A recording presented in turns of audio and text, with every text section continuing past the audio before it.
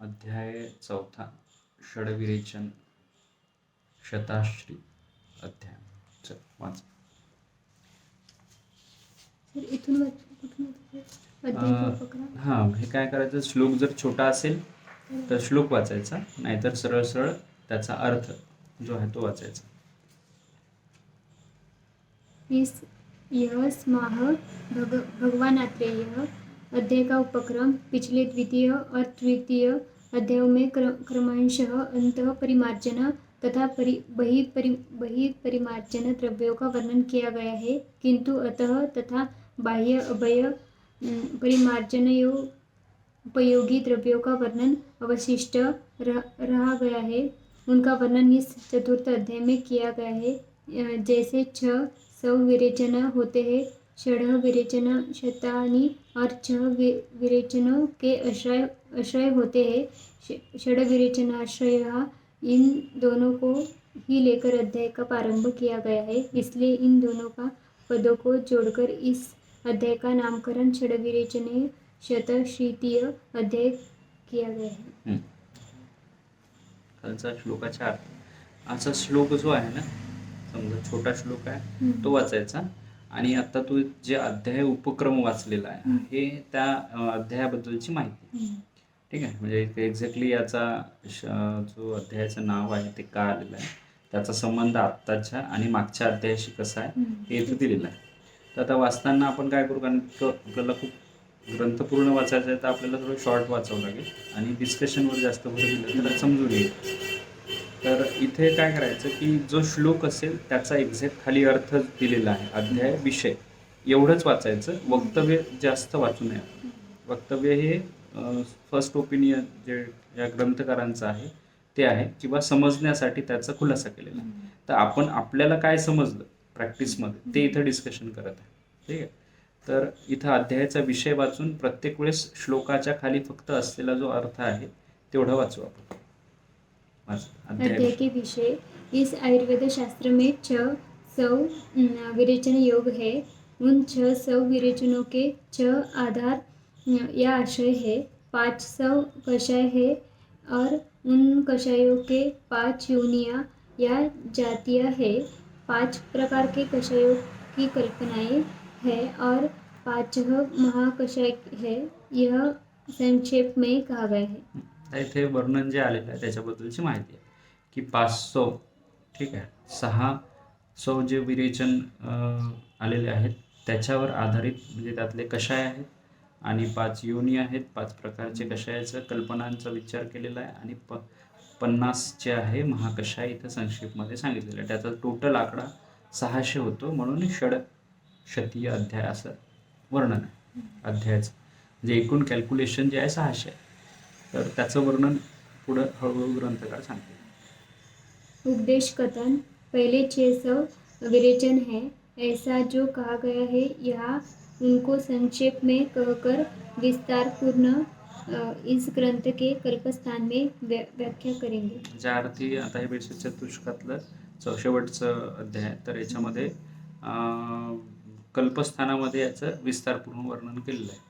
तर इथं आता शॉर्टमध्ये त्यांनी सांगितलेलं आहे की नेमके किती द्रव्य काय आहे त्याच्याबद्दल आहे, आणि विशेष वर्णन जे आहे तिकडे दुसरीकडे आलेलं आहे. ठीक आहे, पुढे. जैसे वमन एवं विरेचन योग. वमन योग मदन फल से 133, देवदारी से 39, तिल तैलकी से 45, तिला नेनुआ से 16, इंद्रयव से 18 तथा कड़वी तरोई से 16 विरेचन योग. काली एवं सफ़ेद निशोद से 100, इन्हीं से दूसरे अन्य योग 10, अमलतास से 12, लौद्र से 16, सेहुड से 20, सप्तला से एवं शाखिनी से 39 तथा छोटी एवं बड़ी दंती से 48. इस प्रकार वमन योग 355 प्लस विरेचन योग 245 इक्वल टू 600 योगों का वर्णन किया गया है. आता इथं सरळ सरळ सांगितलं वमन आणि विरेचनाचे योग. आता पहा की आपण काय करतो आहे इथे, की एवढे योग सांगण्याचे काय जर काला अपेक्षित असेल मग इथे असा विचार करा तुम्ही की हे रोगानुसार आहे, द्रव्य कॉम्बिनेशननुसार आहे की अवस्थाभेदानुसार आहे, हे विचार करावा लागेल. जसजसे आपण ते कल्प वाचू तसतसं आपल्याला ते पुढे समजत जाईल. प्रॅक्टिकली मात्र आपल्याला जे आपण वमनासाठी औषधं वापरतो हे आणि इथे दिलेल्या औषधामध्ये थोडाफार डिफरन्स आहे. ठीक आहे. अनुभवाच्या आधारावर आणि विशेष अवस्थेच्या आधारावर इथे वमन योग दिलेले आहे, द्रव्य आधारावर दिलेले आहेत, जे मदनफळ, देवदाल किंवा इथे जे वनस्पती सांगितलेल्या आहेत त्या 6 वनस्पतीच्या वेगवेगळ्या कॉम्बिनेशन्स आणि वेगवेगळ्या अवस्थानुसार आजाराच्या ते द्रव्य आलेले आहे. त्या काळात ते कदाचित खूप जास्त मोठ्या प्रमाणात वापरले जात होते आणि त्याचे रिझल्ट ॲक्युरेट असतील. आत्ता आपण काय वापरतोय याचा भाग प्रॅक्टिकली जेव्हा आपण काम करत असतो तेव्हा येणारे अनुभव त्याच्यानुसार आपण करतो. पण ग्रंथकाराला काय अपेक्षित आहे, आजाराचा जी अवस्था आहे ती द्रव्य की रोगानुसार याचा विचार इथे मांडलेला आहे या अध्यायात. पुढे विरेचन द्रव्य के आधार दुग्ध, मूल, छाल, पत्ती, फूल और फल। विरेचन के लिए औषधि द्रव्यों की इन्हीं अंगों को लिए जाता है जो विरेचन के आशय कहा गया है. इथे विरेचनाच्या बाबतीत आलं, वर वमनाच्या बाबतीत सांगितलेलं आहे की काय मूळ त्याचा आधार आहे. तर पंचांगामध्ये दूध, मूल, छाल, पान आणि फूल असं 5ही प्रकारचे किंवा फळ असे द्रव्य आपण तिथून कलेक्ट करून एका द्रव्यामधलं वेगवेगळे ज्या पंचांगाच्या इथे गोष्टी सांगितलेल्या की पंचांग आपण वापरू शकतो त्याच्यानुसार द्रव्य सिलेक्शन हे करता येतं.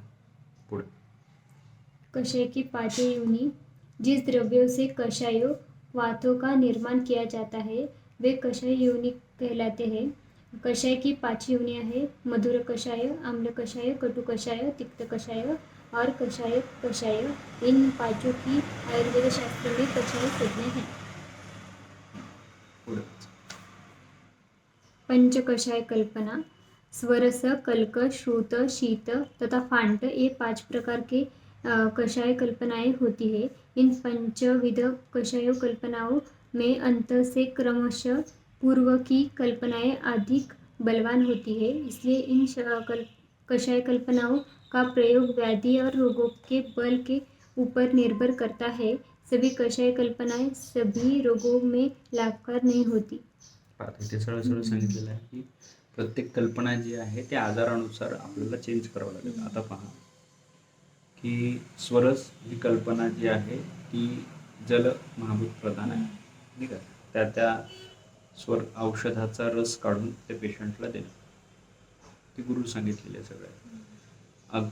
कल्क ही पृथ्वी महाभूत प्रधान आहे आणि जल महाभूत प्रधान आहे. थोड्याफार प्रमाणात त्याच्यात जल महाभूत जास्त आहे, पृथ्वी महाभूत जास्त प्रमाणात आहे.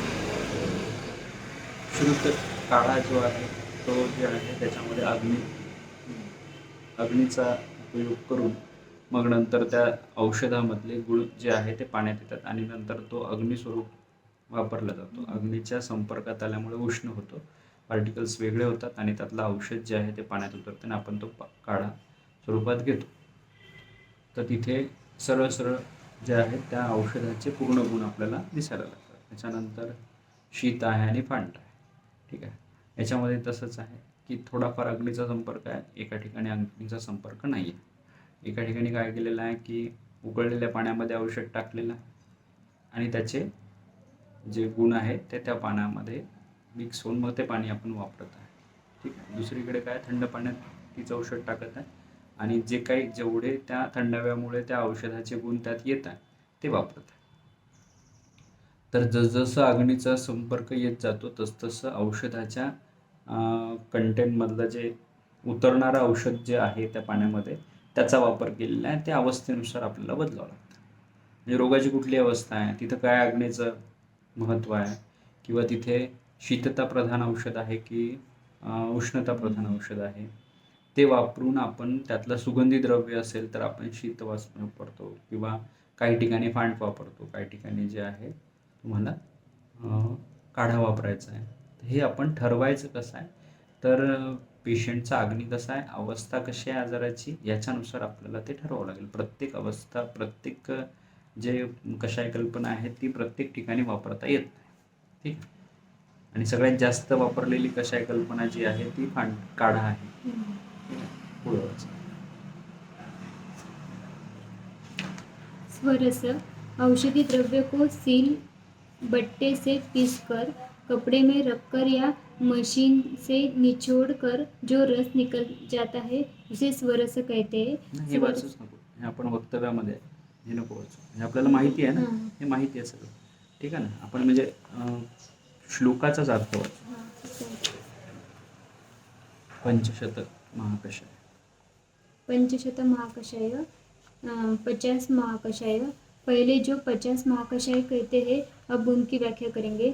वह इस प्रकार है: जीवनीय, जीवनीयादि वर्ग, जीवनीय, ब्रह्मनीय, लेखनीय, भेदनीय, संधाननीय और दीपनीय. ये 6 प्रकार के कषाय का प्रथमतः वर्ग है. बल्यादि वर्ग, बल्य, वर्ण्य, कांठ्य और रुद्य. ये 5 प्रकार के कषायों का दूसरा वर्ग है.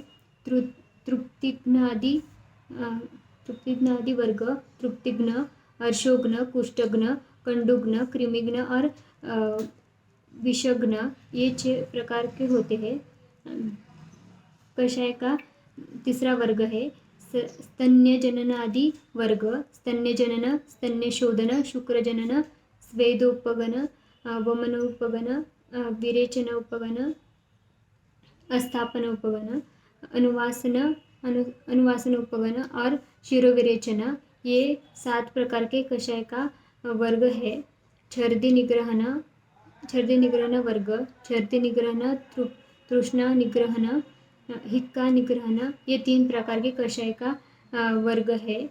पुरुष संग्रहणादि वर्ग, पुरुष संग्रहणीय, पुरुष विरेचनीय, मूत्र संग्रहणीय, मूत्र विरेचनीय और मूत्र विरेचनीय.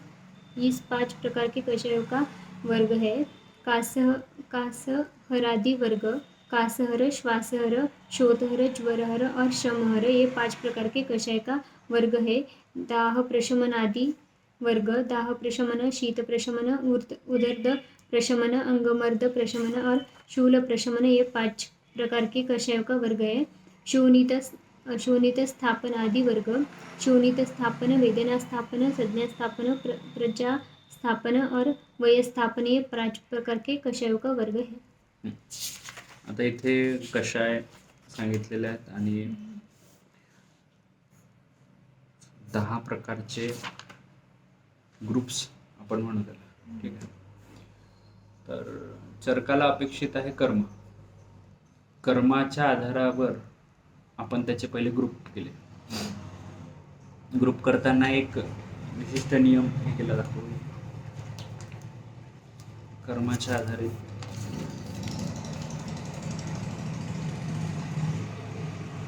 महाकषाय असं जर आपण विचार केला त्याला 10 मध्ये डिवाइड केलं पहिल्यांदा. 10 वेगवेगळे ऑप्शन्स कर्माचे ठरवले. एक जीवनाशी संबंधित आहे, दुसरं जे आहे बल वर्गाशी संबंधित आहे, तृप्तीशी संबंधित आहे, स्तन्य वर्ग आहे, ठीक आहे, स्नेहोपयोग आहे, पंचकर्माशी संबंधित आहे, आजाराशी संबंधित आहे, छर्दी निग्रहाशी, पुरुषाशी संबंधित आहे, कासाशी आजाराशी संबंधित आहे, दाहादी आजाराशी संबंधित आहे आणि शोणी स्थापन. असे 10 वेगवेगळे बंच केले. हे 10 बंच मध्ये पुन्हा जे आहे 5-5 जे वर्गीकरण पुन्हा केले. 10चं 5, 10 गुणिले 5 50 आणि 10 ग्रुप आहे म्हणजे ते 500 झाले. असं आहे ना. हा 500चा आकडा कंप्लीट केला. आता हे सगळे जे याच्या प्रत्येक वर्गामध्ये आलेले प्रत्येकी 10-10 ज्या औषधी आहेत ना, तर ह्या त्या काळात अति जास्त वापरण्यात आल्या होत्या आणि त्या काळात वापरून त्याचे रिझल्ट कंप्लीट पाहिले गेलेले होते आणि प्रात्यक्षिक पाहताना जे अनुभव आले की या ब्रँचनुसार ते काम करू शकते. जसं आता कुठले औषध वापरताना आपल्याला ते त्याची खूप मोठ्या प्रमाणात कुठे काम करत आहे, हम्म. त्याचा वर्किंग एरिया काय आहे, त्या एरियावर याचं सॅटिस्फॅक्टरी रिझल्ट पाहून मग तो ग्रुप तयार झालेला असेल. याचा फक्त आपण आता अंदाज लावत आहे की याच प्रकारे रचना का केली. ठीक आहे, कारण की ग्रंथाच्या सुरुवातीला द्रव्य संग्रहावर भर दिला.